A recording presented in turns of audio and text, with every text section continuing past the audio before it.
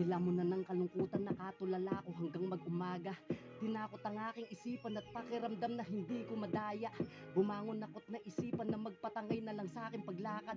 Kung alon ka sa lubungan, malamang nayakapin ko pa ng panatag. Halos wala na akong ganang ikutin ng mga mata ang liwanag.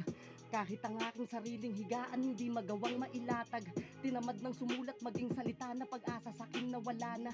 Dahilan na ang gutom ko sa katauhan, na pagod na rin na umasa. Palaging bumubulong sa aking mga salitang dapat lang madapa ka.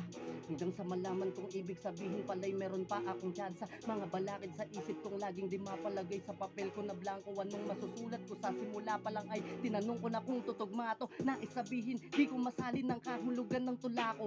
Kailangang pilasin ng bawat piraso, ulitin sumulat ng bago. Paano kung di na naman magawang maiklaro? Utak ko ay biglaan na mablangko. Lahat ng ito'y pakanakot, ang totoo'y sinadyako't nakaplano. Una pa lang may sinasandalan na akong Panginoon na sandigan.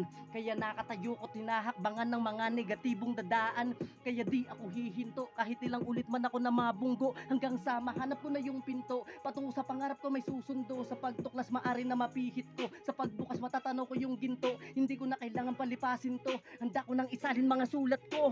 Hanggang sa ako naman paunlakan kung sakaling mangyari lahat ng iyan. Bawat nasimulan ko na nahakbangan, asahan yung akin yang babalikan. Karanasan ng nagsabi na di pangkaraniwan ang taktika, mananatiling kakaiba, hanggang ako ay makalapit sa hanay ng mga maharlika. hanggang sa makaisa. G-Red. Karanasan na nagsabi na di pangkaraniwan ang taktika.